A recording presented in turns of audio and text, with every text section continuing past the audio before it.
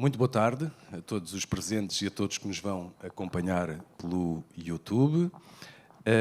Esta é um ciclo de conversas que vamos dedicar a uma coleção que se chama Sempre, uma coleção que inclui 9 edições em vinil, alguns pela primeira vez, outros reeditados, como é o caso deste disco histórico. O disco Mudam-se os Tempos, Mudam-se as Vontades, 1971, o primeiro álbum de José Mário Branco. Vamos falar aqui numa conversa, espero eu, informal, e não há hipótese de não ser, com o Pedro Branco, filho, professor e músico. Espero que seja filho de José Mário Branco, professor e músico. Espero que seja esta a hierarquia correta, não é? Primeiro somos sempre filhos de alguém, o resto vem depois. E também com o João Carlos Calisto, meu amigo, meu camarada da RTP, investigador, divulgador, um melómano também, pessoa também próxima da obra.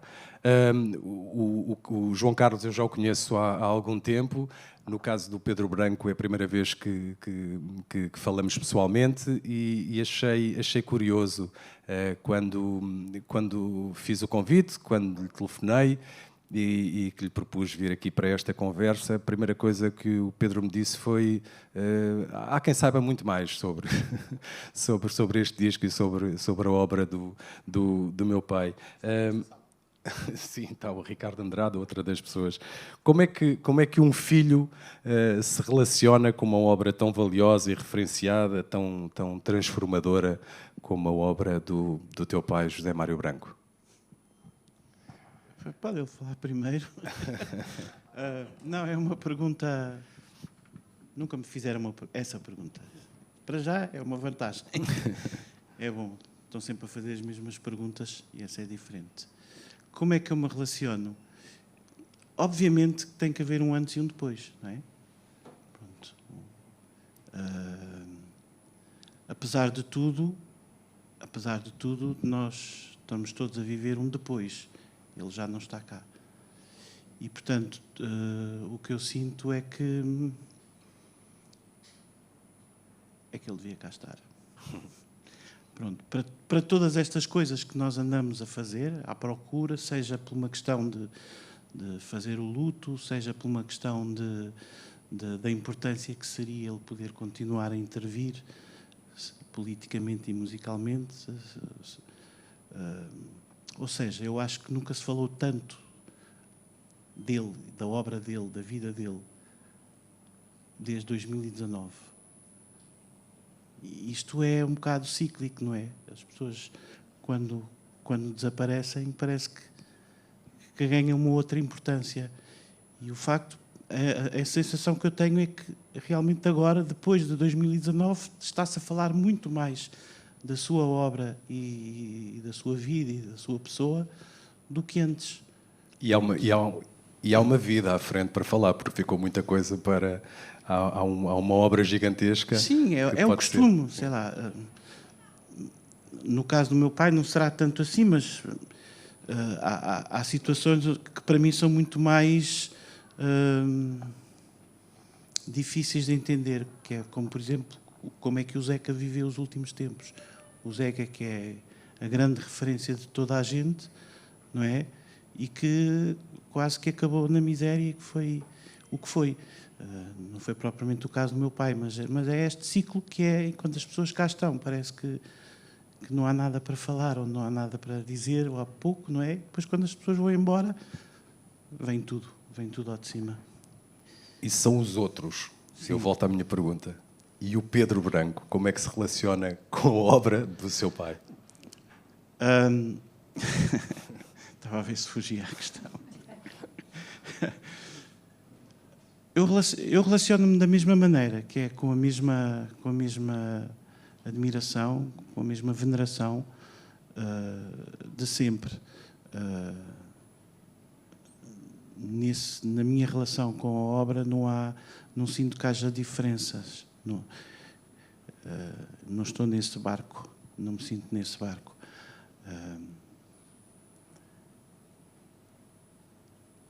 Se calhar a maior diferença é de fora para mim do que propriamente de mim para fora, não é? E um dos motivos é este. Por exemplo, estou aqui não é? E as pessoas chamam porque não sei o quê para falar de... Não é?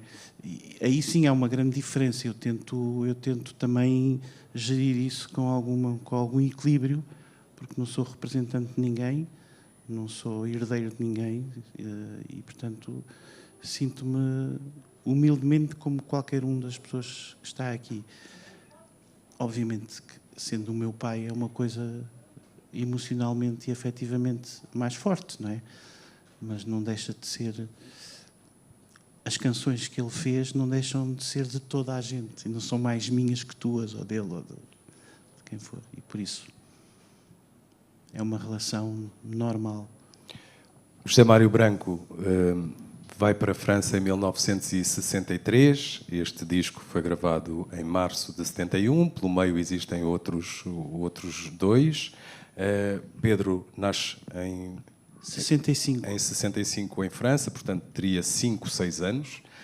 Nessa altura, quando o disco é editado, é produzido, etc. Há memórias dessa... Não há?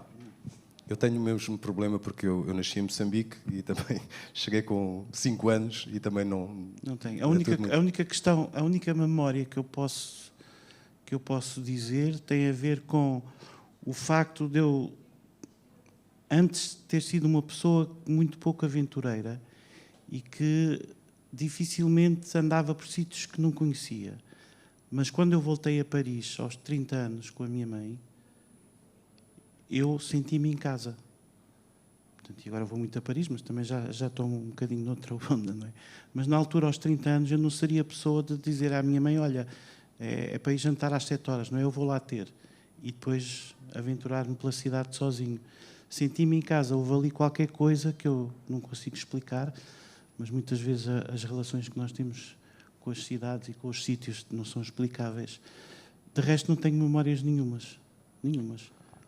João Carlos, és de uma geração mais recente, embora a tua baliza temporal em relação à música portuguesa seja muito abrangente.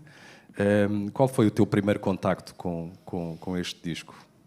O meu primeiro contacto com este disco, portanto, com o álbum como tal, não estou a dizer com o álbum LP, mas com ouvir o conjunto das canções, foi na reedição em CD de 1998, se não estou em erro, portanto, a reedição feita pela Emi Valentim de Carvalho. É a primeira vez que, não é a primeira vez que este disco é reeditado, porque ele tinha sido reeditado já periodicamente na própria editora Sassetti, chegou a ser reeditado, chegou a ter depois uma edição em CD na UPAV, a cooperativa que o José Mário Branco e outros fizeram.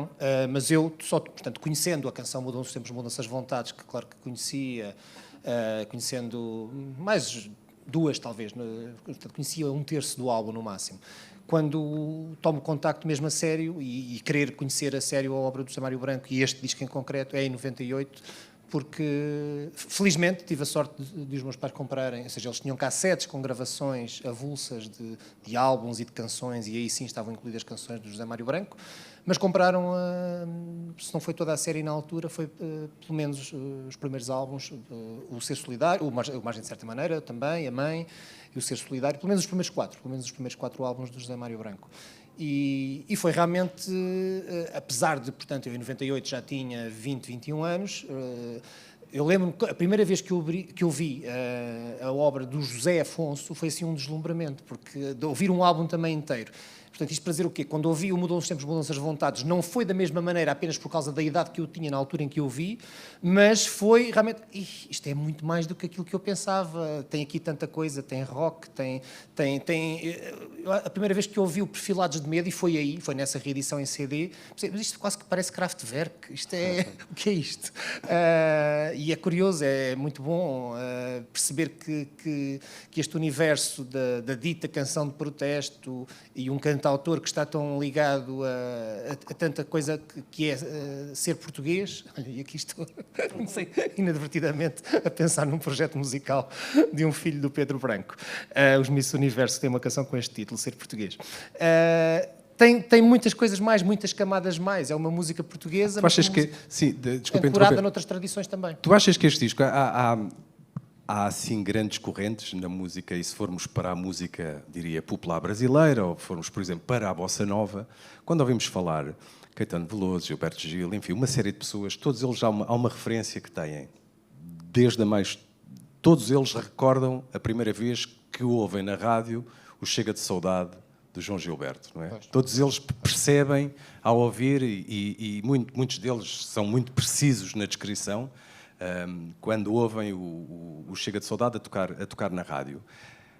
Este disco, não sei que difusão é que teve na altura, mas este disco, achas que é possível? Eu acho que sim.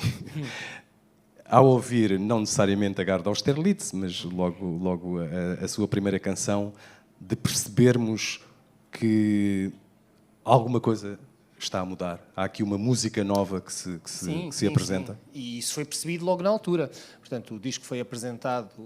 O disco foi apresentado em 27 de novembro de 71 no Cinema Roma, não é? No Página 1, programa de rádio Página 1. Pronto, era para dizer precisamente essa questão de fazer a união com o que estavas a dizer da rádio. Portanto, o Álvaro... o João Paulo Guerra, que eu estava com o escritor. O João Paulo Guerra esteve a falar com o José Mário e com o Sérgio, em Paris, com o Sérgio Godinho e com o José Mário Branco, em Paris.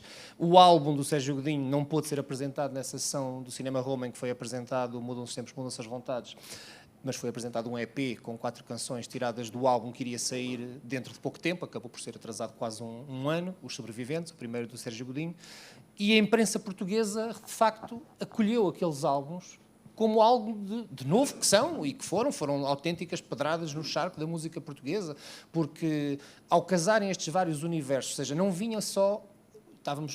tinham passado 2 anos do Zip Zip, do programa Zip Zip na RTP, e o Zip Zip tinha sido um abrir de cortinas em relação ao que era o universo da canção de protesto para um público generalista, mas os arranjos, os acompanhamentos eram ou orquestrais e com músicos muito competentes, mas que tinham a ver com outras tradições musicais, ou à guitarra, portanto, normalmente muito pobrezinhos. E aqui nestes 2 álbuns, do Zé Mário e do Sérgio, as coisas são completamente diferentes, ou seja, a maneira como o José Mário Branco via a música, o que ele estava sempre a falar da componente da encenação sonora, que tinha a ver não só com o teatro, como com os estudos formais que ele tinha tido no Porto.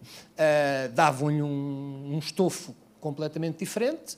E depois, a escrita dele, de canções com o Sérgio Godinho, potenciam-se mutuamente e realmente isso é entendido em Portugal. E eles têm entrevistas de fundo, têm capas de revistas, até 74, portanto, na sequência da edição destes primeiros álbuns, portanto, como tu disseste, o Sérgio... Mas hoje é um disco consensual. Sim, não. Na altura, enfim, e até lendo o livro A Revolução Antes da Revolução, um livro que é aconselhável a todos, nota-se que também há anticorpos perante este disco. Este disco é um disco que ganha... É até interessante na altura, e quando ouvimos o lado inclassificável, que música é esta, não é? O galardão que este disco recebeu, e que possivelmente era o maior galardão da altura, é o Prémio de Música Ligeira da Casa de Imprensa, não é? Sim. Portanto, olharmos para este disco hoje e chamarmos a ele música ligeira é quase ofendê-lo, não é? Mas na altura era o grande era o termo que era usado também para contrapor a música erudita. Mas essa unanimidade, eu não sei se o Pedro se sentes quando os outros, e voltando aos outros, quando os outros se referem à música do teu pai, esta é a bandeira, quando querem referir uma obra, a discografia não é assim tão vasta, não é? Este disco? Sim. Não. Não? Para mim, não. Não. E daí não sei, né? mas não. Eu iria muito mais para Resistir é Vencer. Sei lá, não sei, é difícil. Isso é bom, porque é mesmo o último, não é? É difícil, é difícil. Porque todos eles, ou pelo menos a maior parte deles, estão muito datados e resumem uma época interior e exterior e de vida, não é? E, portanto, é difícil dizer assim, o que é mais importante? É aquela época em que ele estava noturno e não sei o quê, e é à noite? Ou é o ser solidário em que não sei o quê? Estás a dizer datados como retratos daquele momento em que cada um deles saiu, não datados no sentido de circunscritos, fechados naquela época, não é isso? Não, dele próprio também. Okay. Ele próprio. Ele refere muitas vezes que o disco da noite tem a ver com o estado interior dele, não é? Pronto. Eu agora estar a dizer a bandeira dele é aquela ou a outra, não sei. Também podia dizer assim, não, são os discos do Camané. Sim. Também podia dizer isso. Claro. Vamos só aqui... Há aqui uma parte que é realmente... Vamos ouvir só aqui um pouco do início do disco. Até podes colocar, se puder ser assim como... Aqui há um... Aquilo que hoje podemos chamar de field recordings, não é? Uma gravação de campo da Garda Austerlitz. José Mário Branco, como falámos há pouco, chega em 1963. E agora, teorizando um pouco, quando ouvimos o som da Garda Austerlitz, no fundo o ponto de chegada e de partida de milhões de pessoas... Aí é chegada mesmo. É isso que eu queria perguntar. Mesmo. Como é que podemos entendê-lo como uma chegada, não é? Embora José Mário estivesse na cidade com vontade de partir, e felizmente partiu, 3 anos depois regressou a casa, mas do ponto de vista conceptual, isto é a chegada a Paris. A dele. Que representação é que podemos dar a esta... É alguém que está a chegar a uma cidade? Sim, alguém onde ele se inclui, mas não é dele. Sim. Ele e mais milhares de pessoas. Aqui o que eu acho mesmo interessante é algo que vem do teatro e vem da zona do teatro onde eles se movimentavam, digo eles, ele e a minha mãe também, que é quando é para ser a sério. Portanto, se é para ser a chegada, então a gente vai lá à chegada. Sim. Vai gravar lá a chegada, não vai fingir que eles estão a chegar. Vai mesmo gravar a chegada. Este disco encerra aqui uma série de novidades, diria, sónicas, João Carlos. A presença por exemplo, destas gravações de campo, ouviram-se até mais tarde no background do Ar Negro. É um disco contemporâneo onde se ouve isto. Como é que se explica, que é para mim também muito misterioso, sabendo da utilização que o José Mário deu, utilização que deu ao estúdio, não é? Olhar para um estúdio como um instrumento de trabalho, com possibilidades infinitas de criar uma atmosfera sonora, da tal encenação musical que este disco encerra e do qual o José Mário Branco foi pioneiro. Como é que se explica que uma pessoa tenha sido tão eficiente quando a sua experiência anterior nesse campo era nula? Portanto, a experiência do José Mário Branco num estúdio é nula. Quando chega a um dos maiores estúdios da Europa na altura. Pronto, não era completamente nula, pronto, era ainda pequena, porque é de facto o primeiro álbum dele, mas não era o primeiro disco, como tu também já disseste que não era o primeiro disco. Portanto, o próprio José Mário Branco tinha gravado já 2 discos, 2 7 polegadas, um EP primeiro editado cá em Portugal com Cantigas de Amigo, editado nos arquivos sonoros portugueses, do Michel Giacometti e do Fernando Lopes de Graça, portanto adaptações musicais que ele fez de poesia medieval, e que entretanto no último disco que saiu em vida do José Mário, uma coletânea, está acrescentada uma 7ª cantiga que não fez parte desse vinil, e portanto isto em 69, e em 70, portanto esse disco tem o Sérgio Godinho na segunda guitarra e na pandeireta, é o primeiro disco também do Sérgio Godinho, é um disco do José Mário Branco, mas é a primeira vez que o Sérgio Godinho participa em disco, logo a seguir grava a banda sonora do musical do Hair, onde ele participou, o Sérgio. O José Mário, em 70, publica um segundo disco, portanto com a Ronda do Soldadinho, que é a canção mais antiga que eu me recordo do José Mário, porque o meu pai me cantava em pequeno, a Ronda do Soldadinho. Eu lembro-me de, não sei dizer a idade que tinha, mas lembro-me de ser pequeno e do meu pai me cantar a Ronda do Soldadinho na cama, no quarto. Portanto, era assim uma canção que me faz recuar ao princípio de praticamente a minha existência. Portanto, é o segundo disco, gravado com músicos franceses. Aliás, já no EP de 1969, além do Sérgio Godinho, tinha havido também um outro músico francês, aqui com músicos franceses. Portanto, este é o terceiro disco, primeiro álbum, mas na componente da encenação sonora, da direção musical, o José Mário Branco tinha tido uma experiência antes deste álbum com um cantautor francês, com o James Olivier. Essa é a primeira experiência de direção musical, não para todo um álbum, para parte do álbum, mas aí sim é um novato a querer mostrar aquilo que tinha na cabeça. Mas é escasso. É escasso, a claro. A eficiência que se vê claro, aqui sem dúvida, é sem de dúvida, alguém que... Sem dúvida. Eu atribuo muito isto ao que estava a dizer há bocadinho, quer dizer, atribuo isto ao talento, ao talento, e ainda bem para o José Mário em primeiro lugar e para nós todos que temos a sorte de poder comungar desta visão musical que ele nos deixa, e o facto de ele ter... Eu não deixo de salientar isto porque acho mesmo importante os estudos musicais que ele teve no Porto, na Escola de Parnaso, que lhe abriram, não só em termos das aulas em si, os horizontes para um universo de música erudita, que depois, quando aplicado à música popular, também dá estes resultados, e isso não é assim tão comum na nossa música. Eu costumo dizer que, para além do José Mário Branco, o único outro nome que tem algo parecido ao Jorge Palma, portanto, estudos musicais formais e depois ser um arranjador também. Agora, claro que cada um tem o seu campo musical, apesar de se aproximarem muitas vezes, claro que sim. Mas, portanto, e também no Parnaso, e ele referia isto, estou-me a lembrar até de uma entrevista com ele que fizemos na RTP, que foi parcialmente incluída numa série sobre a música portuguesa, na Estranha Forma de Vida. Ele falava também nas próprias recolhas de música tradicional que lhe foram dadas a ouvir e que foram também importantes, ou seja, é a música erudita, é a música popular e é a música tradicional na sua forma mais, entre aspas, pura, também que acaba por moldar uma visão musical e que depois origina, realmente como tu estás a dizer, logo num primeiro álbum, pronto, eu ia dizer obra-prima e digo obra-prima. Pedro,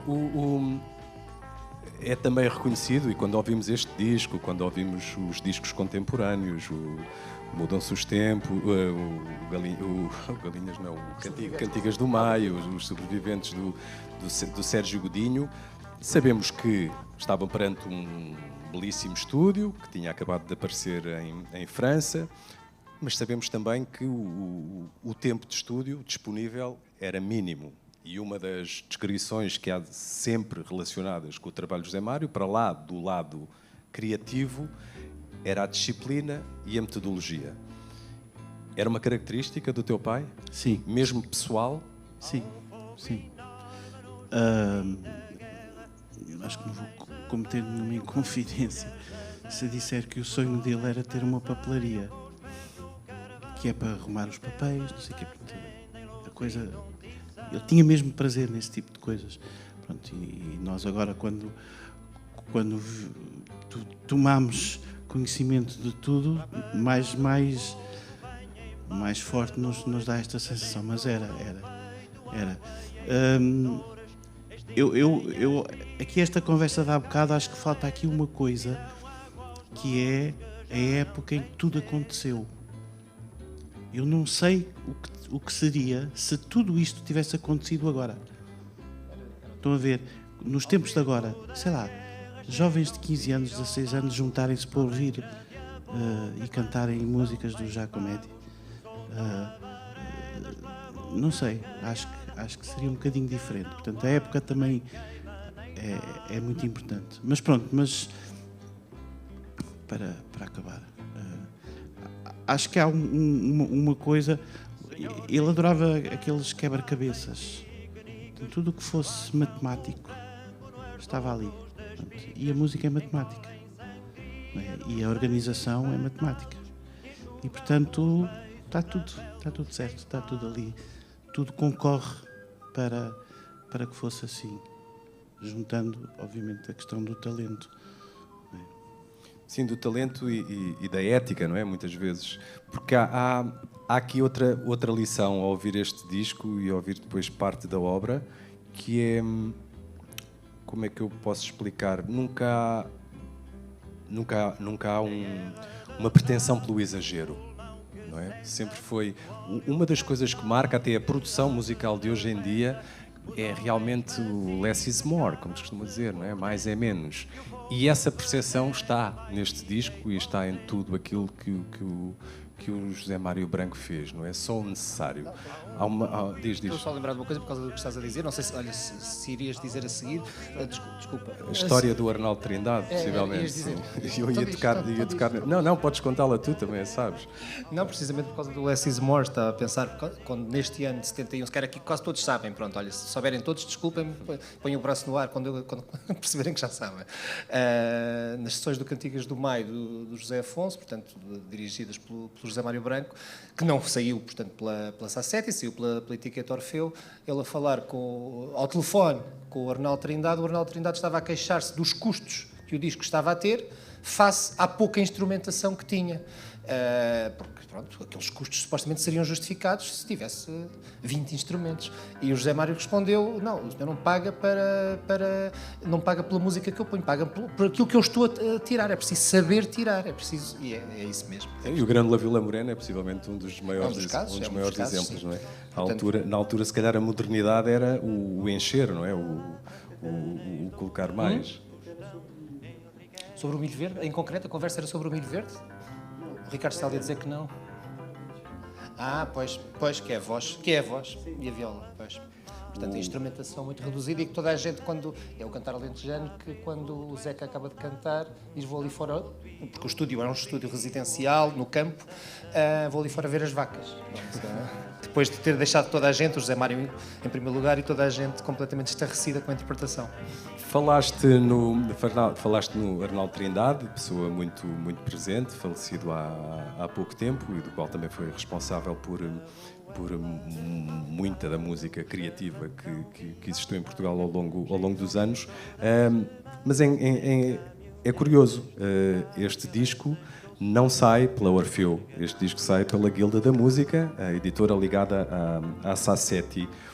Tu que és um conhecedor dessas histórias, desses meandros, portanto, é José Afonso que traz este disco para Lisboa e que o mostra aos dois editores, não é? Contem-me a história do... Olha, se eu me enganar em alguma coisa, o Ricardo Andrade, que está aqui, não me deixa enganar-me.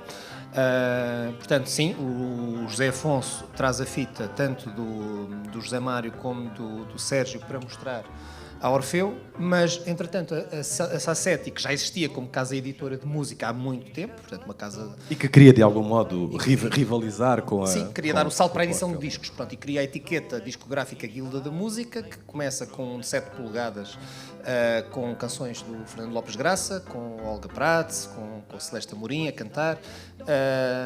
Portanto, quer, de facto, começar, e quer começar com nomes que acha, de alguma forma, que vão abanar as coisas.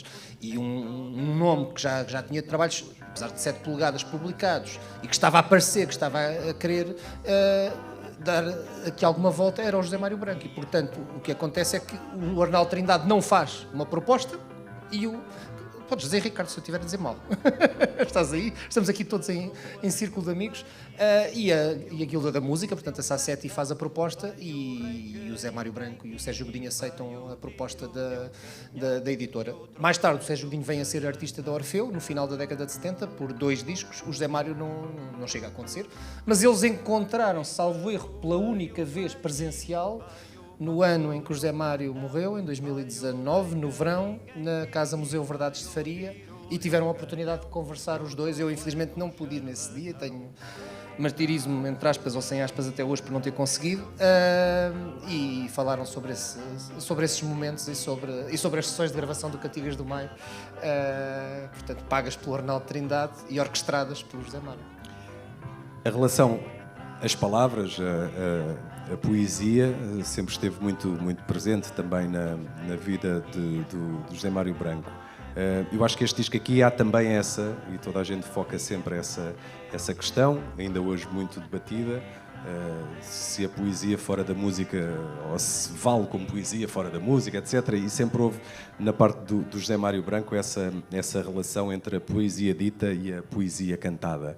O teu pai era uma pessoa que lia muita poesia, a poesia era muito, muito presente na vida dele, extra musical? Sim, ele lia muito política, poesia, sim. Ele era um notívago. Era a pessoa que ficava pela noite sim. dentro? Quando eu vim viver com ele, portanto, em 80, tinha 15 anos. E em 80, aqueles anos fortes, não é? Eu tinha 15 anos e tinha uma vida normal de quem vai ao liceu, quem não sei o quê. Portanto, e muitas vezes encontrávamos-nos quando eu saía de casa de manhã e ele chegava à casa de manhã. Até havia quem dissesse que era a empregada e guarda noturna. Mas isso aconteceu muitas vezes. porque pronto, ele estava na vida dele, eu estava na minha. Mas ele lia bastante, tinha sempre muitos livros. A poesia, nessa relação, também achas que é algo que este disco diferencia e que marca também uma abertura de uma nova relação entre a poesia e que cria também, se calhar, não diria inimizades, mas cria conflito de ideias até com alguns autores contemporâneos, não é? Porque eu sempre achava que a parte da poesia tinha que ser enquadrada com um determinado contexto musical. Aqui encontramos palavras do Sérgio Godinho, Camões, Alexandre O'Neill e da Natália Correia também, não é? Portanto, são os quatro que aqui estão. Ou seja, não é uma relação... Portanto, a relação com a poesia, claro, não é pioneira porque já existia em termos da música portuguesa. Aí, se quisermos traçar um antecedente, e até fora deste universo, mas é um antecedente significativo em toda a música portuguesa, é a Amália Rodrigues. A relação com a Amália Rodrigues, a partir dos anos 50, começa a construir com a obra dos grandes, quer dizer, dos poetas... E depois, em 62, se calhar com o Pois, a partir daí, com o Alain Ullmann, portanto, o início do trabalho com o Alain Ullmann, cimenta isso de uma maneira definitiva. Mas nos anos 50, com o David Mourão Ferreira, com o Sidónio Muralha, pronto, e outros poetas menos conhecidos, Fernando Caldeira, mas o Pedro Homem de Melo, também desde logo, também. Pronto, e a partir desse momento, sim, portanto, inícios da década de 60, e depois desencadeia em meados da década de 60 aquela grande controvérsia de cantar Camões e da ousadia da Amália cantar Camões. Curiosamente, no mesmo ano em que a Amália canta Camões, é o ano em que sai o primeiro álbum do José Afonso, onde ele próprio canta Camões também. Portanto, estes dois nomes tão marcantes da nossa música gravaram em disco Camões no mesmo ano de 1964. E, portanto, aqui já estamos no universo dos cantautores, da canção de protesto da época. Quando chegamos a 1971, tínhamos tido, entretanto, já mais discos do José Afonso, e ele periodicamente cantava, gravava Jorge de Sena, José Carlos Ari dos Santos, apesar dele ser maioritariamente o autor dos textos e poeta com obra publicada, que às vezes esquecemos disso. José Afonso teve obra publicada em livro contemporaneamente à edição dos discos, portanto na segunda metade da década de 60 e depois também já na década de 70 novas edições, portanto, e depois década de 80, portanto desde cedo. E aí também é um caso fora do comum isso acontecer no âmbito da obra de um autor de música em Portugal. Depois, lá está, realmente estes casos de se chegar ao início da década de 70, aos inícios da década de 70, os cantautores que entretanto tinham gravado, o Manuel Freire, o Pedro Barroso, há um nome que eu me estou a esquecer e não posso esquecer, tinha-me lembrado dele há bocadinho, que é o Luís Cília. O Luís Cília é a grande voz a divulgar a poesia portuguesa desde o início também da década de 60. Mas é mesmo com o Luís Cília que há esse embate, diria, de relação da música com a poesia, não é? Sim, e o Luís Cília depois vai fazendo um progresso também em termos do tipo de arranjo, do tipo de trabalho musical a acompanhar as músicas que fazia para a poesia portuguesa, porque vai tendo também ele próprio estudos musicais, chegando depois na década de 70 a ter uma obra incluída nos encontros de música contemporânea da Gulbenkian, portanto com o grupo de música contemporânea de Lisboa do Jorge Peixinho. Anos depois dele começar, não a escrita no José Mário Branco começa quando? A escrever para ele próprio? É a primeira metade da década... de José Mário, desculpa, agora estava a ouvir José Mário e a pensar no Luís Cília, desculpa. A escrita das suas canções, aqui temos... Sim, ele escreve canções em francês, portanto ele escreve canções em francês que não vem a gravar com aquelas letras nunca, mas portanto a partir do momento, eu não sei se ele tem canções, o teu pai tinha canções escritas ainda no Porto, na primeira metade da década de 60.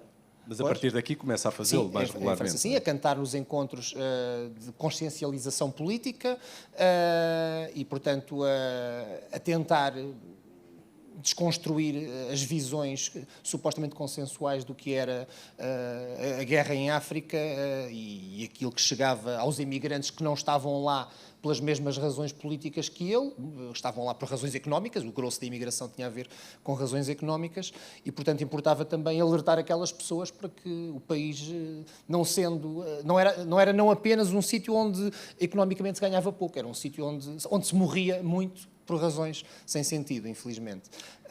E pronto, depois havia os embates por vezes, e aquilo que estavas a dizer há bocadinho em relação à recepção cá do Mudam os Tempos, Mudam-se as Vontades, por parte de uma minoria de músicos, porque a maioria de músicos recebeu o disco bem, houve um acréscimo, o José Mário foi assediado por cantores que queriam gravar com ele, porque perceberam, e um deles foi o Adriano Correia de Oliveira, ainda há dias estive a falar nisso com o Ricardo Andrade, portanto, havia esta percepção, desta mudança de abordagem. Essa frontalidade também é muito interessante, calculo eu que tenha sido característico a frontalidade do teu pai para com as pessoas, não é? Era uma pessoa que não economizava palavras, vincava sempre realmente uma honestidade muito, diria, frontal em relação àquilo que pensava, que queria fazer ou não queria. Adriano Correia de Oliveira, calculo eu, era uma pessoa próxima e José Mário Branco não quis produzir o disco do... Era também uma das características... Deve-lhe ter falado com carinho. Imagino. Porque, apesar de ser... Uma coisa é ser frontal, outra coisa é ser honesto e outra coisa é a maneira como isso acontece. E, apesar de haver uma imagem, se calhar ainda instalada, um homem bruto, rude e tal, ele, para mim, nunca o considerei assim. Até, se eu tivesse que dizer uma palavra, até se calhar iria mais para qualquer coisa como um diplomata, um sedutor, pronto. E tinha muito esta forma de falar, sobretudo num grande respeito, pelo menos as vezes que eu ouvi falar com outros, senti sempre um grande respeito pelo outro, mesmo que ele próprio não gostasse daquilo. Pronto, há episódios que não vou estar a dizer nomes, mas que até o embaraçavam, que era, eu gosto tanto daquela pessoa, mas acho que ela não canta bem. Como é que eu lhe vou dizer isso? Pronto, isso era algo que mexia com ele. Portanto, se fosse uma pessoa bruta e rude, não ligava a isso, não é? Portanto, apesar de tudo, eu acho que era isso. Era uma pessoa que media bem as palavras. E mesmo na relação pessoal comigo, em certas situações, sentia essa atrapalhação. Pronto. E em relação ao elogio? Era uma pessoa de elogio fácil? Não. O Camané é assim o grande amor da vida dele, do ponto de vista artístico, não é? Até devido à sua relação, à relação que sempre teve com o Camané, de proximidade, de produção. Era uma pessoa... Qual era aquela voz, ou aquele intérprete, ou aquele compositor ao qual o teu pai realmente não economizava? Estás a falar no grande amor, mas eu ia mais longe, ou ia por outro caminho. Eu acho que era a admiração. Pronto, ia chegar a sobretudo isso. E nós amamos as pessoas que admiramos, não é? Portanto, era a admiração. Se calhar pode haver exemplos ao contrário, mas mais recentes. Mas, basicamente, foi a grande admiração por ele e pela sua voz e pela sua potencialidade que manteve essa relação. Porque depois também há sempre uma diferença entre a pessoa e o artista. E, apesar disso não ser muito... poder ser muito tenue em algumas pessoas, noutras é mesmo evidente. Há situações onde o artista é uma coisa e a pessoa é uma coisa, parece uma coisa completamente diferente. Sim, do mesmo modo que gostamos tanto daquela pessoa, mas musicalmente não me diz nada. E às vezes ao contrário, musicalmente diz-me tanta coisa e pessoalmente não me diz nada. Eu acho que se quisermos perceber essa parte emocional, eu destacaria aquela intervenção dele nos Três Cantos, que é quando ele diz qualquer coisa como: o que é que vos posso dizer que não estou muito contente? Pronto, e ele ali diz tudo. Pronto, é essa pessoa. Mas não era uma pessoa de elogio fácil, então? Não. Acho que as pessoas, quando são honestas, não podem ser fáceis. Sim, claro. Não é? Seja para que lado for. Eu, ao ler também, semana passada, quando acabei de ler, ontem voltei a esse capítulo, ao livro do Luís Freitas Branco, A Revolução Antes da Revolução, e há algures, páginas tantas, como se costuma dizer, há uma espécie de... Quando há uma análise a este disco, o Luís refere-se a 3 pilares, vá lá, 3 pilares que podem rodear, traves mestras deste disco. O combate, a desolação e o humor. O humor. Concordas com essa posição, João Carlos? Porque este disco, isso é outra coisa, e até de acordo com o que falávamos, apesar de olharmos para o José Mário e ser aquele, muitas vezes visto como um bloco de gelo... Acrescentaria a esperança, se calhar. E é uma pessoa que sente falta de humor na canção de protesto, não é? Acha que... E aqui, quando ouvimos, sei lá, um Charlatão, por exemplo... O trabalho com o Sérgio Godinho, não é? Ou até o Casa Comigo, Marta, há esse sorriso na cara, que era algo que ele achava que também era um fator de distinção perante um certo cinzentismo, uma certa tristeza muito latente. Até estou a pensar, por causa do próprio boneco, entre aspas, do cantor de protesto, que já tinha sido brincado também no próprio programa Zip Zip, quando o Raul Solnado aparece mascarado de cantautor, de cantor de protesto, com uma guitarra e com letras que, como ele dizia, que queriam comunicar, pronto, ou seja, como se quisesse mostrar um cantor. Porque depois lá está, tudo que acaba por ter algum sucesso torna-se alguma moda. E o tornar-se alguma moda faz com que haja gente que chega àquele ramo, entre aspas, e que não tenha o mesmo talento, lá está. Nem toda a gente é José Mário Branco ou José Afonso.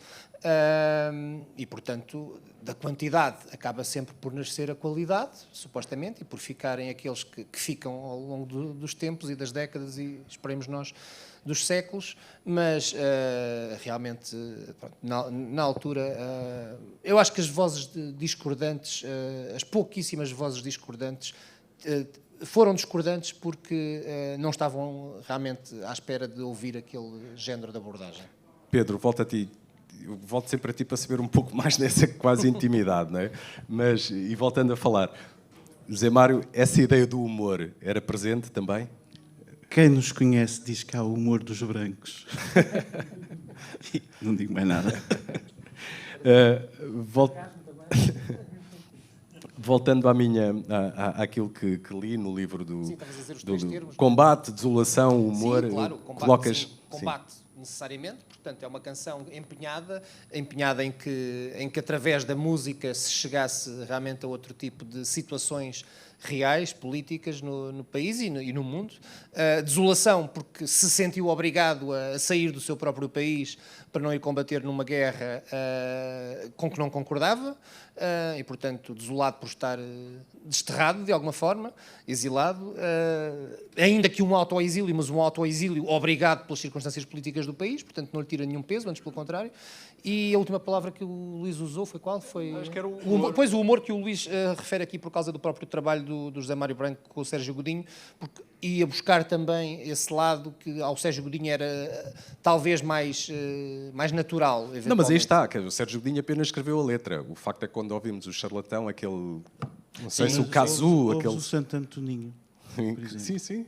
Isso é diferente, não é? Então estamos sintonizados. E eu estava a acrescentar a esperança, porque sinto neste disco, portanto estamos a 3 anos, a menos de 3 anos, a 3, porque o disco é gravado em março, portanto estamos a 3 anos e um mês do 25 de abril de 74, e também sinto aqui uma esperança de que o país Sim, e repara, se transforme, se abra e se transforme numa sociedade democrática, claro. Estamos numa altura em que realmente não quer dizer que isso não aconteça hoje, não aconteça em CD, hoje, enfim, mas todos os discos têm uma narrativa, há um princípio e um fim, há a escolha para um tema que abre o lado A e o que fecha o lado B, não é? Por alguma razão, este disco começa com Gard Austerlitz e fecha a última do lado, e agarrando na tua esperança, quer dizer, a última canção que encerra o disco, portanto, é o Mudam-se os Tempos, Mudam-se as Vontades, não é? Em que há aquele... E é uma canção com a força toda que sabemos, não é?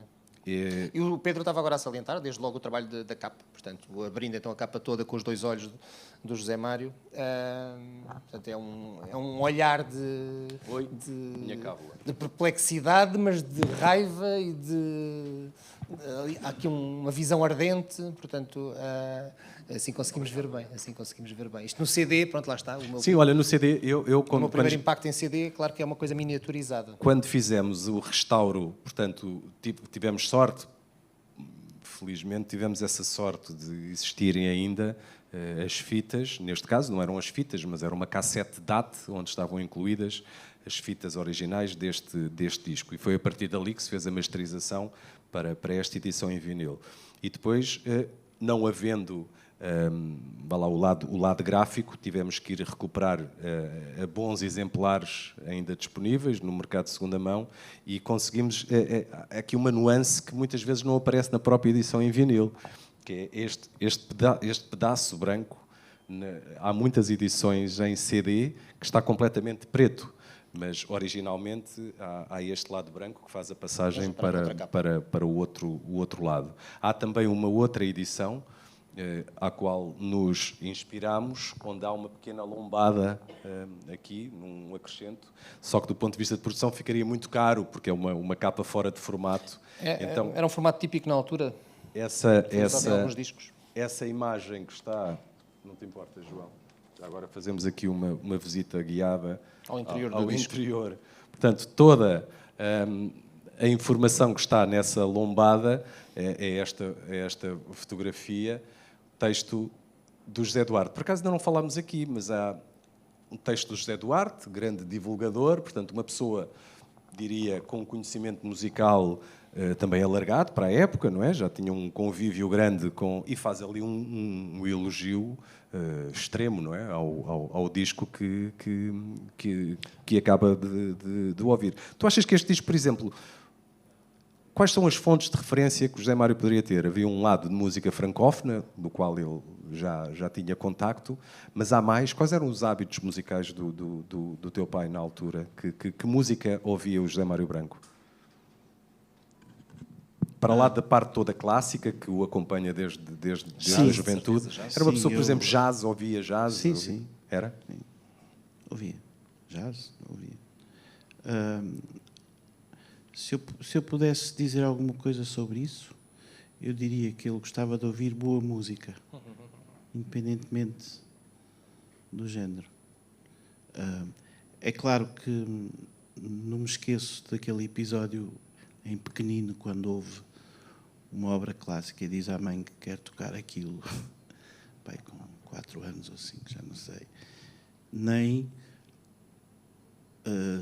3, pelo menos que foram sempre mais verbalizados, se calhar também porque também tinha mais a ver comigo, que era uma grande admiração pelos Beatles, pelo Fausto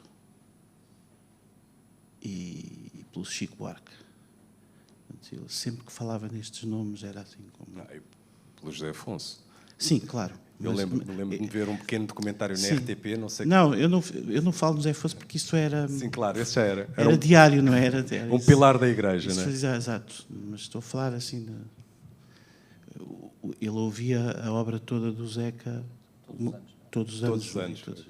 Eu, a propósito da FNAC, há muitos anos, não sei, há 20 anos, uma das pessoas da FNAC, enfim, reuniu-se comigo e havia vontade de fazermos um disco que nós próprios construíssemos as bandas e o repertório. Portanto, era um parque infantil gigante. Nós pensarmos numa determinada canção e convidarmos determinado músico para ele, junto com outras pessoas, fazer uma versão. Não era um disco de inéditos, era um disco de versões. E nessa conversa que tive com essa pessoa, o Jorge Coelho, um excelente guitarrista do Porto, lembrámos-nos de... não era nenhuma triste ideia, mas era uma ideia muito exagerada de, claro, convidar José Mário Branco para fazer uma versão de construção do Chico Buarque. Mas, como não havia um contacto direto, nem havia coragem para o fazer, fomos através do manager do José Mário, fomos através do Paulo Salgado e colocámos a questão, olha, há um orçamento que a FNAC tem para o José Mário ir para estúdio, com quem quiser fazer uma versão do construção do Chico Buarque. Não sei, não sei se chegou uma semana, veio a resposta em relação a isso, que era: posso fazer outra, eu nessa não toco. Tipo, eu nessa não toco. Isso eu não quero estragar nada, não tenho nada a acrescentar. E então o que fez com o canto nono, fez uma direção de arranjo vocal com o canto nono e fez O Que Será. Acho que foi a canção que fez. E está de acordo com essa Ou uma mesmo espécie... a questão do disco, do livro dos acordes, não é? Que também foi-lhe proposto fazer e foi-lhe dado estas condições para fazer um livro com as músicas e os acordes todos. E ele disse: eu, antes do mestre, nem pensar. Pronto, primeiro fez do Zeca. Agora haveremos de fazer, se tudo correr bem. Pronto, eu creio que há tanto para dizer, quer dizer, este disco dava um filme.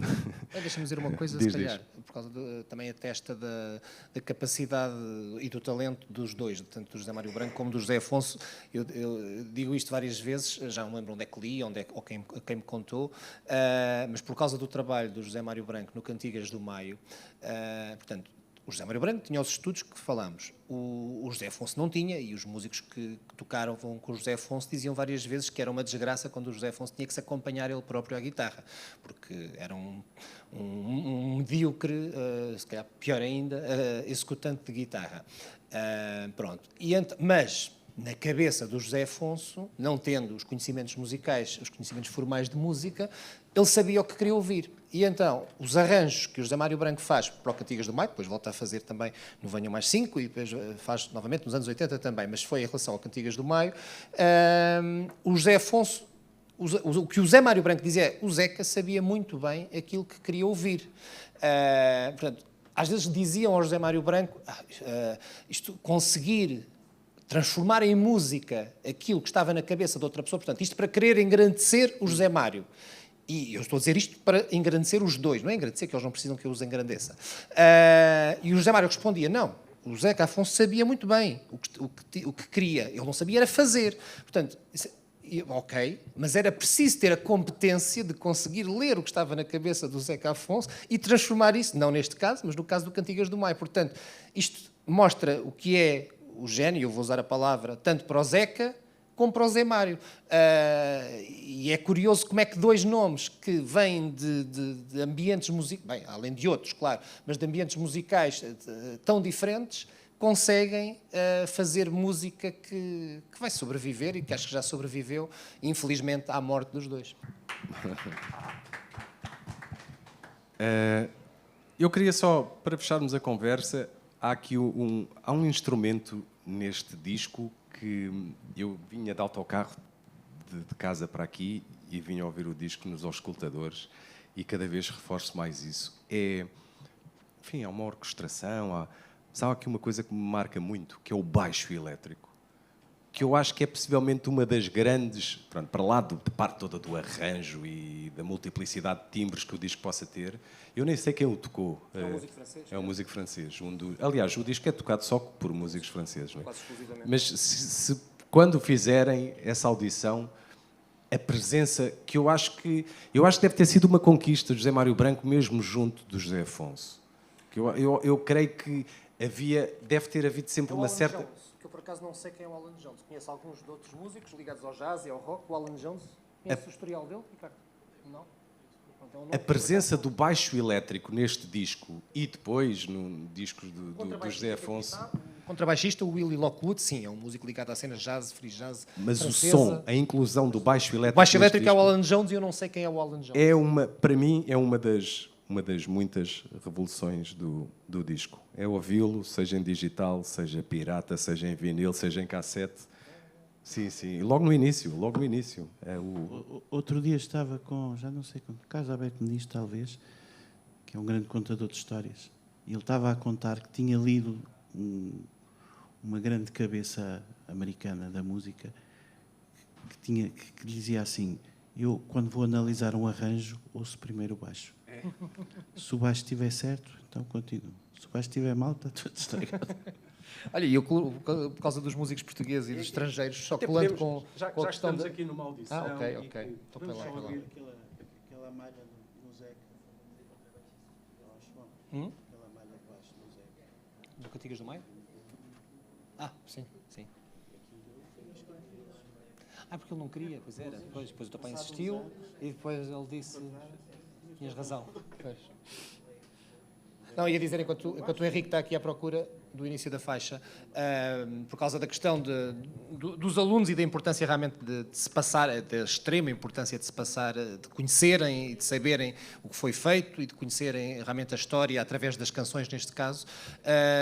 Passando isso para o lado da cultura portuguesa, estou a lembrar-me de declarações do José Mário Branco na década de 80, na segunda metade da década de 80, na altura da UPAV, da tal cooperativa, em que ele sentia que o mercado português da música não estava a valorizar a música portuguesa o suficiente, como periodicamente e infelizmente acontece, embora eu queira acreditar que agora temos mais conhecimento, mas muitas vezes temos mais conhecimento apenas para uma meia dúzia, claro que é mais, de nomes, mas isto para dizer o quê? Ele a dizer, no final da década de 80, é mais importante, infinitamente mais importante, que o público português consuma a música do Marco Paulo do que consuma a música do Júlio Iglesias. Portanto, ele estava ali a tentar ir buscar vozes que se situavam no mesmo plano, mas dizer, porque é que a música do Júlio Iglesias vende tanto em Portugal e a do Marco Paulo, que claro que vendia, mas não vendia da mesma maneira. Não, que venda ao Marco Paulo milhões. Agora o Júlio Iglesias não, em Portugal não, porque não nos deixa cá o dinheiro. Podemos ouvir só um bocadinho? Que eu acho... Eu gosto muito desta entrada. Por acaso é uma entrada que a Garda Austerlitz é gravada algum tempo depois pela Aula dos Namorados, até num disco. Quanto a esta, quando entra o primeiro tema, a canção para pedir 2 tostões, é interessante porque a primeira aproximação que temos ao disco, portanto a entrada quase na cidade, é feita com um baixo muito potente e que é, a meu ver, quase único neste tipo de musical. É uma coisa que marca muito neste disco, é a presença do... Este entrosamento tão grande do rock com os cantautores não existia, de facto. Pronto, era isto que não existia na nossa música. E é também esta revolução que o José Mário Branco e o Sérgio Godinho trazem a partir de 71 e 72.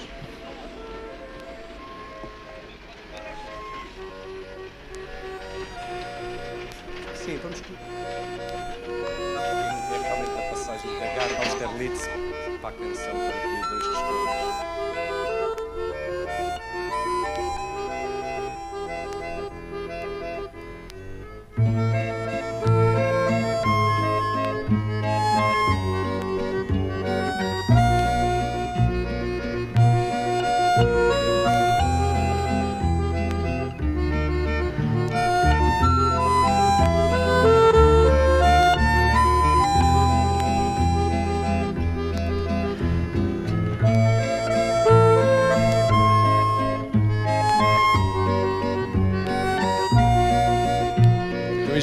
Pedro, poderia ser 1963, Sud Express, não era? Creio que era o comboio que chegava, não era? Que saía do Sud Express.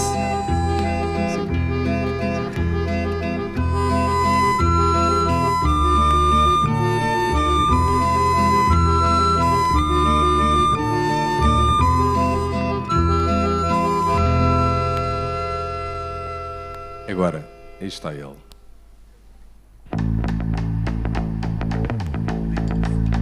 A Beatles. Esta parte para mim define o álbum.